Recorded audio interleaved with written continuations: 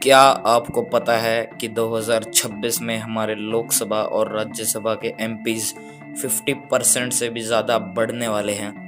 जी हाँ, इस प्रोसेस को कहा जाता है डिलिमिटेशन, जो कि हमारे लोकसभा और राज्यसभा में काफ़ी बड़े चेंजेस लाने वाला है। तो आज की इस वीडियो में हम डिलिमिटेशन के बारे में डिटेल से बात करेंगे और बताएंगे कि क्यों ये इतना ज़्यादा इम्पैक्टफुल स्टेप होने वाला है इंडियन पार्लियामेंट में।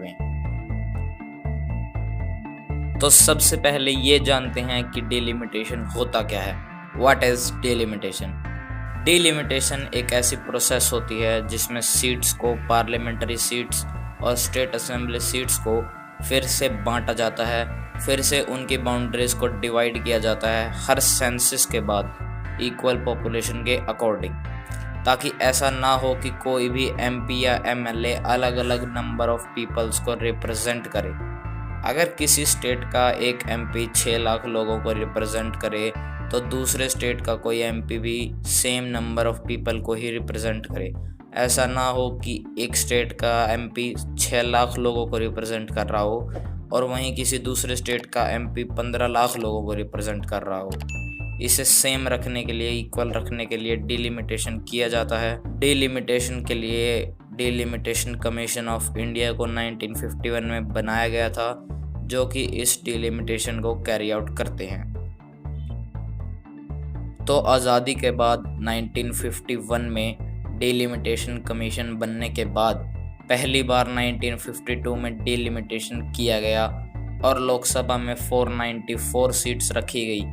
उसके बाद 1963 में जब स्टेट्स को रीऑर्गेनाइज कर दिया गया था, उसके बाद जब डिलिमिटेशन हुआ तो लोकसभा में सीट्स को बढ़ाकर 522 कर दिया गया और ओवरऑल स्टेट असेंबली सीट्स 3771 कर दी गई।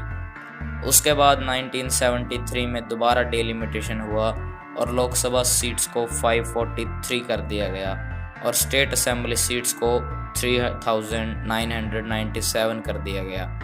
इसके बाद 1976 में डिलिमिटेशन को रोक दिया गया और नंबर ऑफ सीट्स को फिक्स कर दिया गया और इसे 2001 तक टाल दिया गया। 2001 में फिर से लोकसभा सीट्स को 2026 तक बढ़ा दिया गया और अब अगर 2026 में ये पोस्टपोन नहीं होता है तो काफ़ी बड़ा चेंज ये लेकर आने वाला है। अभी बात करते हैं कि क्यों डिलिमिटेशन को 1976 में रोक दिया गया था, फिक्स कर दिया गया था। तो 1970s में सरकार फैमिली प्लानिंग पर काफ़ी ध्यान दे रही थी। लोगों को बच्चे दो ही अच्छे की बात सिखाई जा रही थी। इंडिया की पॉपुलेशन 50 करोड़ से ज़्यादा हो चुकी थी। तो अगर उस टाइम डिलिमिटेशन को किया जाता तो ये मोटिव गलत जाता, क्योंकि डिलिमिटेशन पॉपुलेशन के अकॉर्डिंग होता है। तो अगर यहाँ पर डिलिमिटेशन होता तो जिन स्टेट्स में सही में फैमिली प्लानिंग फॉलो हुई है, जैसे साउथ के स्टेट्स, उन्हें कम लोकसभा सीट्स मिलती, और जबकि जिन स्टेट्स में ये फैमिली प्लानिंग फॉलो नहीं हुई है, northern states like UP, Bihar, उन्हें ज़्यादा सीट्स मिलती। तो इसलिए इस प्रॉब्लम को सुलझाने के लिए इस नंबर ऑफ सीट्स को फ्रीज कर दिया गया 2001 तक। लेकिन 2001 में भी यही कंडीशन थी और इसे फिर से टाल दिया गया 2026 तक।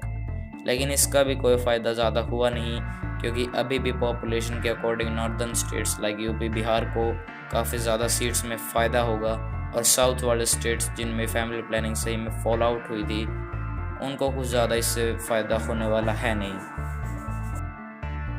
तो अभी बात करते हैं 2026 में होने वाली डिलिमिटेशन के बारे में, जो कि मोस्ट प्रोबेबली अब की बार नहीं टलेगी।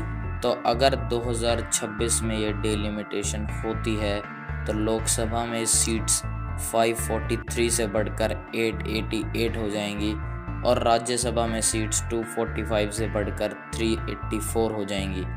और ये एक ग्राफ है कि एक्सपेक्टेड सीट्स पॉपुलेशन के अकॉर्डिंग कितनी हो जाएंगी 2026 के डिलिमिटेशन के बाद।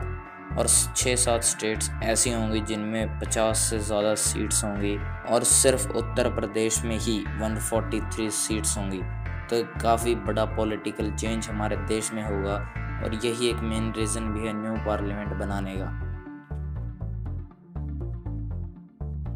Y delimitation is not so good.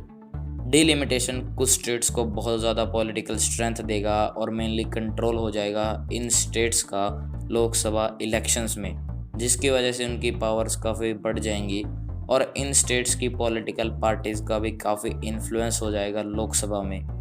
जब डिलिमिटेशन के बाद इतनी ज़्यादा सीट्स बढ़ेंगी और इतने ज़्यादा नए एमपीज़ इलेक्ट होंगे तो उनको सैलरीज देने पर, इनकी सिक्योरिटी पर और इनके ट्रांसपोर्ट पर भी देश का काफ़ी पैसा खर्च होगा। तो आपका इस पर क्या ओपिनियन है, डिलिमिटेशन किया जाना चाहिए या नहीं, हमें कमेंट बॉक्स में ज़रूर बताइए। अगर ये वीडियो पसंद आई हो तो इसे लाइक कीजिए, शेयर कीजिए, कमेंट कीजिए अपना ओपिनियन और सब्सक्राइब कीजिए हमारे चैनल को। धन्यवाद। जय हिंद, जय भारत।